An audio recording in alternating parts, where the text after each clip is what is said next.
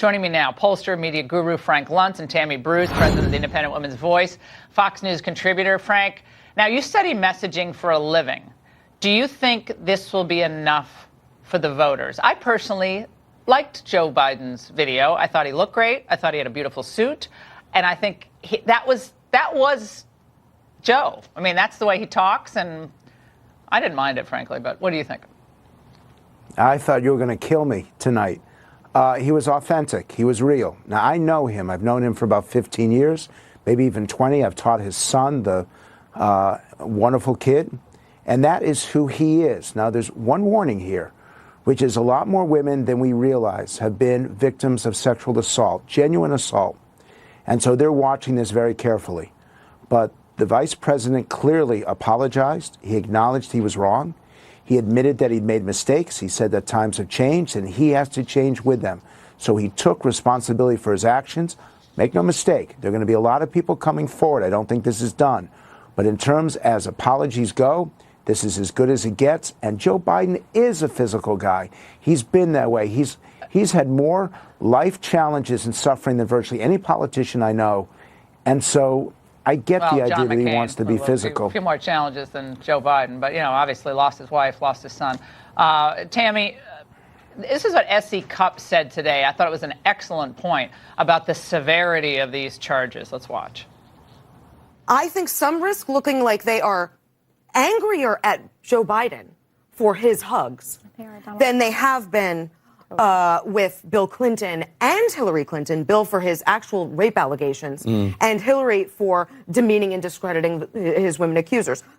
Tammy, what is going on here? It seems to me that most of the women who've accused him, at least the ones I've seen so far, are pretty far left folks. I mean, sure. Joe Biden's kind of yesterday's news for them. They want more of a progressive trailblazer type, someone who's more diverse, and they want to get old Joe out of the way. Am I exaggerating? Well, I think that might be a little bit of a side of it, but really we're in an environment now, yes, in the Me Too environment, where women are feeling more comfortable being honest about what's happened here. Keep in mind, too, the political machine that Hillary was ahead of, that Joe Biden represents, has pretty much collapsed. So you're safer at saying what happened and what you felt about what happened than perhaps you would have been 2 years ago or 5 or 10 years ago.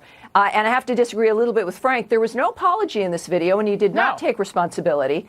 He said the social mores have changed. Now, look, I don't know if he's been frozen in amber for the last 20 years. This didn't happen overnight. Most of my adult life, I've been working on the issue of sexual harassment.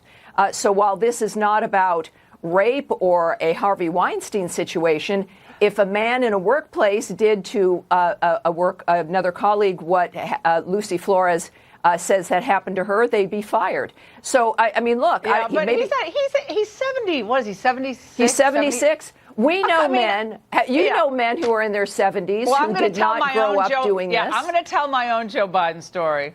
I've hinted at it yesterday. I'm going to tell more of it coming up on the show because I have my own encounter with him on this. But Frank, I got to say, for suburban women, are they going to be choosing a candidate based on whether, he grabs someone by the shoulders and says, I care about you, or are they going to be voting on pocketbook issues? Are they going to be voting on tonality, how someone appears, whether they appear compassionate? If we think women are just going to vote on that, then, boy, we all have a lot of work to do here. But to me, I think this is more about the Democrat Party's internal struggles than any epiphany of the Me Too movement.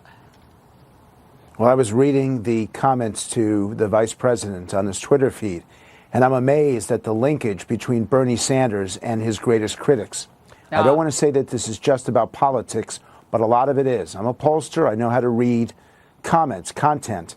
And this is driven as much about politics as anything else, but it is a lesson that the next 9 months of the Democratic primary are going to be the ugliest that we have ever seen in American politics, and there'll be no limits to what they will say and challenge each other over. Tammy, real quick, where's Obama? Where's Michelle? I mean, this man, Joe Biden, was doing what, Girl Scout pinning ceremonies for 8 years, and they can't step up and say, look, he's a great guy, and he now sees the boundary. I mean, where's the Obamas?